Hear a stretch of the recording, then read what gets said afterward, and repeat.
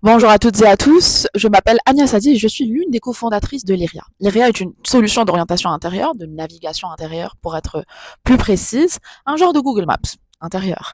Et pour l'occasion, aujourd'hui, on se retrouve au Hub de l'innovation Axe C pour pouvoir vous faire découvrir en avant-première une première démonstration de notre solution, Lyria. Pour l'occasion, on va tout simplement rejoindre notre deuxième cofondateur, Peggy Dontio-Yonta Collins, qui va nous montrer comment ça fonctionne. Allez, suivez-moi. Bonjour Peggy, comment vas-tu? Je vais bien, Yann. Ça va et ça ne peut que aller dans un endroit pareil.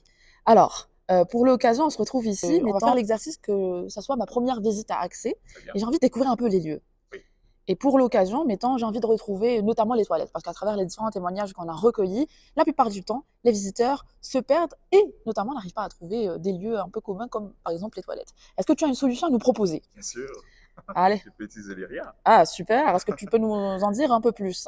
Je vais te montrer. Ce sera plus simple. Ouais. Alors, Une image vaut 1000 mots là, et une vidéo vaut 1000 images. tout à fait. Donc là, j'ai lancé l'application. Puis, On ça fait me un demande premier de faire un balayage. balayage Mhm, pour trouver ma position initiale. mhm. Une fois que c'est déterminé, je vais maintenant chercher donc le point d'intérêt en question. Donc là, par exemple, c'est la salle de bain, donc les toilettes.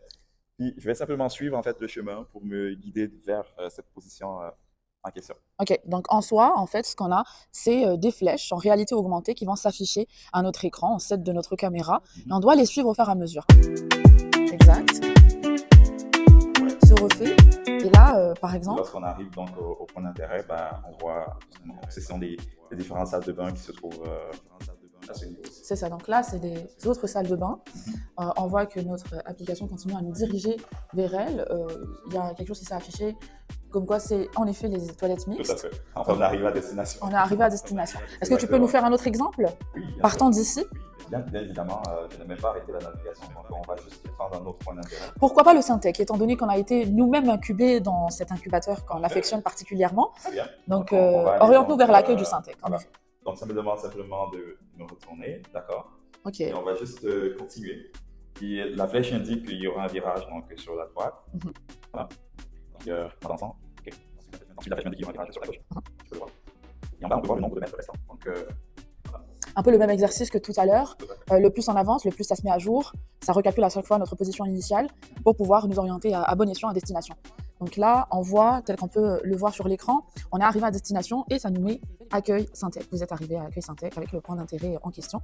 Et en effet, c'est bel et bien l'accueil Syntec, le bureau du Syntec auquel on a l'habitude de venir. Est-ce que tu peux essayer une autre salle aussi, notamment peut-être une autre salle du Syntec? Oui, le Syntec a plusieurs bureaux sur le site d'accès. Donc là, je viens de mettre une autre destination. Là, ça nous dit donc, ça me justement demande de me retourner parce que le lieu se trouvait derrière moi. Là, je me tourne vers la droite, je cherche le chemin. Ok, parfait. Donc là, le chemin est affiché. On va juste le suivre. Donc, comme tu peux le voir, c'est aussi simple que ça.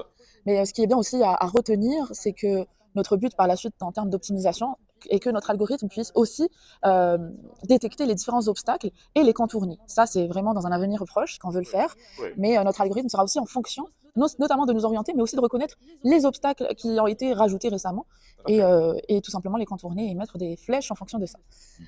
Donc là, en effet, vous êtes arrivé à bureau du Syntec. Donc ça, c'est une deuxième des salles de Syntec. Oui, et en effet, c'est le cas. On peut en attester nous-mêmes, étant donné qu'on a été incubés. Voilà. Donc, tel qu'on le voit, ça, c'est un premier jet de notre solution, une première démonstration, une preuve de concept, un petit MVP qui représente ce qu'on veut réellement faire. Quelles sont les prochaines étapes, Peggy? La prochaine étape pour nous, c'est de pouvoir passer à la version déployée, la plus robuste, comme on a dit tout à l'heure. Et bien sûr, de faire connaître la solution, la faire utiliser par tous les visiteurs, par exemple, d'accès.